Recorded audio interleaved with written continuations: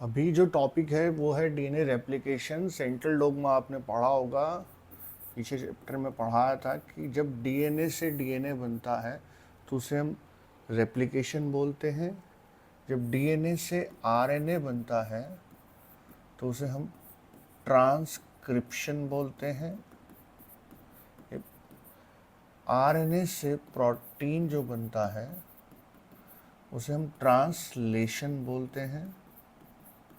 और अगर आरएनए से वापस डीएनए बन जाए तो उसे रिवर्स ट्रांसक्रिप्शन बोलते हैं।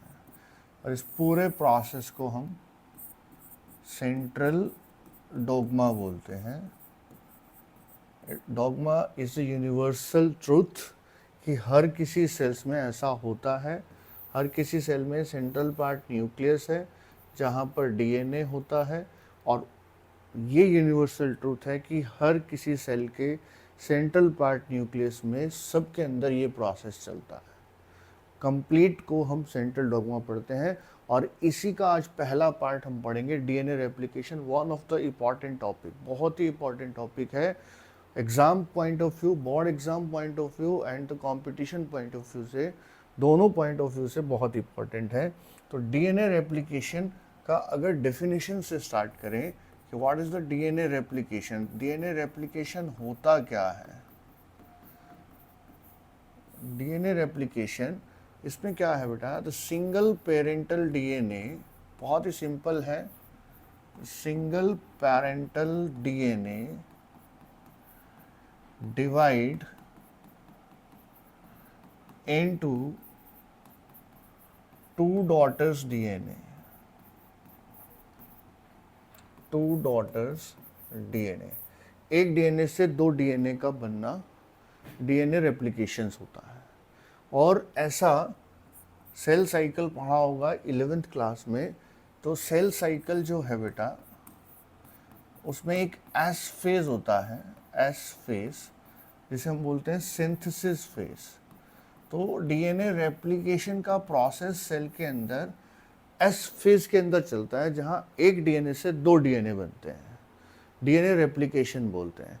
एक्चुअल में देखो, आप सब जानते हो डीएनए के दो स्ट्रैंड्स हैं। ये डीएनए के टू स्ट्रैंड है, एक 5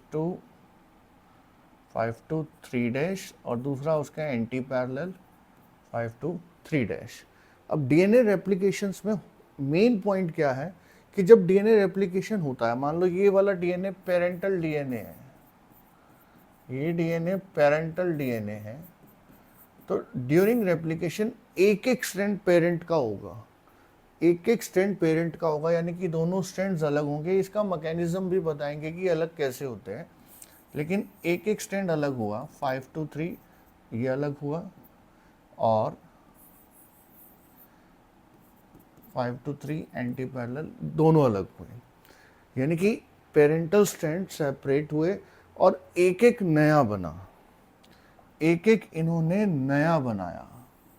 one strand newly formed, one strand is newly formed. तो एक से दो हो गए। जब एक स्ट्रैंड पेरेंट का हो और एक नया बने, तो ऐसे को हम सेमी कॉन्जर्वेटिव डीएनए बोलते हैं। अब सम टाइम बोर्ड में क्वेश्चन आ जाता है, why DNA replication is semi conservative form of DNA. DNA replication को semi conservative form of DNA ही क्यों बोला जाता है? तो your answer is very simple कि इसलिए बोला जाता है सेमी कंजर्वेटिव क्योंकि सिंगल स्ट्रैंड पैरेंटल है, इसमें पेरेंट के डीएनए का है, सिंगल स्ट्रैंड पैरेंटल डीएनए का है, और सिंगल स्ट्रैंड न्यूली फॉर्म है, नया बना है, एक स्ट्रैंड नया बना है। तो बहुत ही सिंपल है। तो डीएनए रेप्लिकेशन, एक डीएनए से दो डीएनए का बनना, ये प्रोसेस चलता है S phase of cell cycle में। इसमें एक एक स्ट्रैंड पेरेंट का यूज हो रहा है, एक एक नया बन रहा है, और इसीलिए इसको semi conservative form of DNA बोलते हैं। इस बात का प्रूफ मांगा गया कि डीएनए का जो रेप्लिकेशन है उसमें semi conservative form of DNA बनता है। इसको प्रूफ करो, एक्सपेरिमेंटली प्रूफ करो। तो इस चीज़ का एक्सपेरिमेंट दो अलग अलग कुछ साइंटिस्ट के ग्रुप्स थे, उन्होंने दो अलग अलग एक्सपेरिमेंट दिए हैं। तो जिसमें पहला एक्सपेरिमेंट तो आपको एनसीईआरटी में मिल जाएगा, दूसरा एक्सपेरिमेंट नहीं है, हम दोनों ही बात करेंगे। तो पहला एक्सपेरिमेंट जो प्रूव करता है the semi conservative form of DNA को, वो है Meselson and Stahl experiment. Scientist के नेम पर है, मिल्सन एंड स्टॉल एक्सपेरिमेंट। पहला पॉइंट अगर आपको ध्यान रखना है, what is the purpose of this experiment? To prove DNA replication form semi conservative form of DNA, ये प्रूफ करना है। तो इसने बेटा अपनी एक्सपेरिमेंट में बैक्टीरिया के डीएनए को यूज़ किया। कौन से बैक्टीरिया के डीएनए को? ई कोलाई को। ई कोलाई बैक्टीरिया के डीएनए को यूज़ कर रहा है इस एक्सपेरिमेंट को प्रूफ करने के लिए। तो पॉइंट पहला ये आ जाता है कि इसी को क्यों यूज़ कर रहा है, हमारे सेल्स के डीएनए को भी यूज़ कर सकता था। रीज़न है, ई कोलाई के डीएनए का रेप्लिकेशन टाइम 19 to 20 मिनट्स है। 19 से 20 मिनट के अंदर ये डीएनए रेप्लिकेट हो जाता है। तो बहुत ही कम टाइम है एक्सपेरिमेंट को प्रूफ देने के लिए। तो इसीलिए इसने ई कोलाई के डीएनए को यूज़ किया। अब आप सब जानते हो कि डीएनए में नाइट्रोजन बेस होते हैं, डीएनए में नाइट्रोजन बेस होते हैं, सब जानते हो, एडेनिन, गुआनिन, साइटोसिन और थायमिन। और केमिस्ट्री में पढ़ते हो कि नाइट्रोजन्स के आइसोटॉप्स भी होते हैं, आइसोटॉप्स, नाइट्रोजन के आइसोटॉप्स। आइसोटॉप्स नहीं अगर पता तो केमिस्ट्री ज़रूर पढ़ो, क्योंकि बहुत बेसिक सी चीज़ है। आइसोटॉप्स वो होते हैं जिसका एटॉमिक नंबर सेम हो किसी एलिमेंट का, बट मास चेंज हो, वो उसके एलिमेंट के आइसोटॉप्स होते हैं। जैसे नाइट्रोजन का एटॉमिक नंबर सब जानते हैं 7 है, बट मास 11 भी मिल सकता है, 12 भी, 13 भी, 14 भी एंड 15 भी।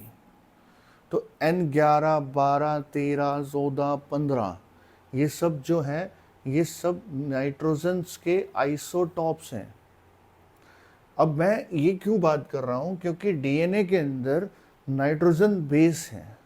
तो हम जानना चाहते हैं कि जो डीएनए के अंदर नाइट्रोजन बेस है तो उसके अंदर कौन सा नाइट्रोजन आइसोटॉप है। अब ई कोलाई का डीएनए है, उसके अंदर नाइट्रोजन बेस है, तो कौन सा आइसोटॉप्स है ये कैसे पता चलाएं? तो इसके लिए क्या किया गया, एक सॉल्यूशन बनाया गया, सीजियम क्लोराइड या फिर अमोनियम क्लोराइड। ये दो सॉल्यूशंस आप ले सकते हो। एक टेस्ट ट्यूब लिया गया, ये एक टेस्ट ट्यूब ले लिया, इसके अंदर हमने सीजियम क्लोराइड या फिर NH4Cl ये सॉल्यूशन डाल दिया। अब हमने ई कोलाई के डीएनए को इसके अंदर रखा। अब डीएनए का बैंड अगर बिल्कुल बॉटम में जाके शिफ्ट होता है तो ये इस डीएनए के अंदर नाइट्रोजन का सबसे हैवी आइसोटॉप है, और सबसे हैवी आइसोटॉप है N15, यानी कि ये सबसे हैवी है। सबसे लाइट होगा N11, ये सबसे लाइट है। N11 से हैवी N12, N12 से हैवी N13, तो सबसे हैवी N15। और अगर इस सॉल्यूशन में बिल्कुल नीचे बॉटम पे अगर कोई डीएनए का बैंड मिलता है तो वो डेफिनेटली N15 है, N15। इससे ऊपर अगर हमें कोई मिलता है तो हम मान लेते हैं वो इससे जस्ट ऊपर, तो N15 से लाइटर होगा N14। इससे ऊपर अगर हमें कोई मिलता है तो हम मानते हैं कि वो N13 होगा, इससे ऊपर करते करते तो ऐसे N12 N11। तो इस सॉल्यूशन से हमें ये पता चल जाता है कि जो डीएनए का नाइट्रोजन बेस है उसका आइसोटॉप्स हैवी और लाइट कौन सा है। तो अब ई कोलाई के डीएनए को लो और इस सॉल्यूशन में डाल दो। अब मान लो वो डीएनए का बैंड मुझे बिल्कुल नीचे मिलता है। अगर बिल्कुल नीचे मिलता है तो इट मीन्स क्या समझ आता है कि ये जो डीएनए है इसके पास कौन सा आइसोटॉप है, N15। N15 तो ये डीएनए है मान लो ई कोलाई का, ये ई कोलाई का डीएनए है जिसका आइसोटॉप हो गया N15। अब हमने इस डीएनए को किसी और मीडियम में डाल दिया जिसका नाइट्रोजन आइसोटॉप, ये एक मीडियम है, इसके अंदर जो डीएनए है, इसके अंदर वाले जो डीएनए है, ये कोई और मीडियम है, इसके अंदर जो डीएनए है उसके आइसोटॉप N14 है। अब बेटा N15 वाले को N14 में डाल दिया गया, जैसे तुम्हारा N15 है वो डीएनए निकाल के मेरे अंदर सेल में डाल दिया गया, मेरा N15 है, तुम्हारा N14 मेरा N15, या तुम्हारा आप N15 लगा लो मेरा N14 लगा लो, तुम्हारा निकाला और मेरे सेल में डाल दिया। सपोज दैट ये मैं हूँ ये तुम हो, ठीक है। तो रेप्लिकेशन का कंसेप्ट क्या समझाया, एक एक स्ट्रैंड पेरेंट का, ठीक है, एक एक स्ट्रैंड पेरेंट का। अब तुम्हारे वाला डीएनए मेरे अंदर आया, यानी कि आई एम, जो मेरा है वो पेरेंटल होगा, ठीक है। तो अब जो आपका आया है आप या उसे पेरेंटल मान लो, ठीक है। तो एक एक स्ट्रैंड पेरेंटल का, तो यानी कि दोनों अलग होंगे, N15 और N15 अलग हुए। ये आप वाला मेरे अंदर आया N15, मेरे अंदर आके मेरी सेल में आपका डीएनए N15 N15 दोनों अलग हो गए। अब नया बनाने वाला मैं हूं कौन, N14, तो मेरे अंदर किस टाइप का स्ट्रैंड बनेगा, N14। तो इसके साथ अगर कोई नया स्ट्रैंड बनेगा तो वो N14 बनेगा, N14 बनेगा। डीएनए रेप्लिकेट हुआ। अब सेमी कंजर्वेटिव नेचर कैसे शो हुआ, देखो अगर आपका जो N15 आया था मेरे, वो रेप्लिकेशन N15 ही बन जाता तो इसका मतलब सेमी कंजर्वेटिव नेचर शो नहीं होता, या N14 उस सेल के अंदर बन जाता तो नहीं होता। अब हुआ क्या था, एक टेस्ट ट्यूब लिया था हमने, यहाँ टेस्ट ट्यूब लिया था, इसके अंदर जो डीएनए था इसका बैंड बिल्कुल नीचे था, ये मान लो आपका है, ई कोलाई का है, ठीक है। और डाला इसको किसके अंदर था, आपने मेरे अंदर डाला या उसको किसी और मीडियम के अंदर डाला, और बना किस टाइप का, दोनों के बीच का बना, दोनों के बीच का बना,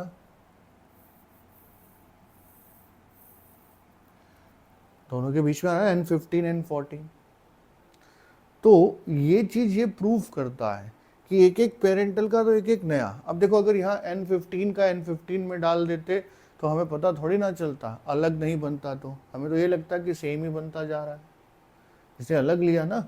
अब इसी को अगर हम दोबारा से N14 में ही रखें तो बताओ 2 से 4 होंगे, इसके 2 बनेंगे, इसके 2 बनेंगे, तो कैसे बनेंगे, दोनों को अलग करो। अब ये पेरेंटल हो गए, तो पेरेंटल में N15 N14 अलग हो रहा है, ये N15 अलग, ये N14 अलग।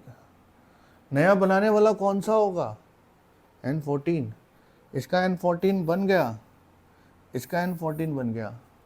सेम ऐसे 2 N14 वाले बनेंगे, 2 N15 N14 वाले बनेंगे। क्वेश्चन आता है समटाइम्स ऐसे कि यहाँ पर नीट के अंदर आ जाता है कि यहाँ पर 20 मिनट दे रखा है, यहाँ A दे देते हैं और यहाँ B दे देते हैं, या यहाँ पर 20 मिनट दे देते हैं और यहाँ B दे देते हैं। पूछते हैं B में कितना टाइम आएगा, ऑप्शंस दे देते हैं 20 मिनट, 40 मिनट, 60 मिनट, 80 मिनट। बच्चे कहते हैं कि यहाँ से यहाँ 20 मिनट लग रहा है तो यहाँ से यहाँ 40 लगेगा, जबकि गलत है। अरे ये वो यहाँ से लेकर यहाँ तक का टाइम पूछ रहा है, वो तो 20 मिनट ही होगा। अगर वो कहे कि यहाँ से लेकर यहाँ तक का क्या टाइम है, तो आंसर 40 मिनट करना है आपको। बहुत बार नीट में ऐसा क्वेश्चन आया और बच्चे गलत कराए, क्योंकि वो बड़े स्मार्ट समझते हैं अपने आप को कि यहाँ से यहाँ 20 मिनट तो यहाँ से यहाँ 40 मिनट। क्यों? अरे रेप्लिकेशन तो वैसे ही चल रहा है, 1 से 2 ही बनने हैं यहाँ, इस 1 से 2 ही बनने हैं तो 20 मिनट ही लगेंगे, इस 1 से भी 2 ही बनने हैं तो 20 मिनट लगेंगे। हाँ, 1 से 4 पूछे, 1 डीएनए से 4 डीएनए बनने हैं तो 20 और फिर आगे 20, तब आपका आंसर 40 मिनट होगा। तो मियल्सन एंड स्टॉल एक्सपेरिमेंट। इसका अगला एक्सपेरिमेंट है टेलर एक्सपेरिमेंट।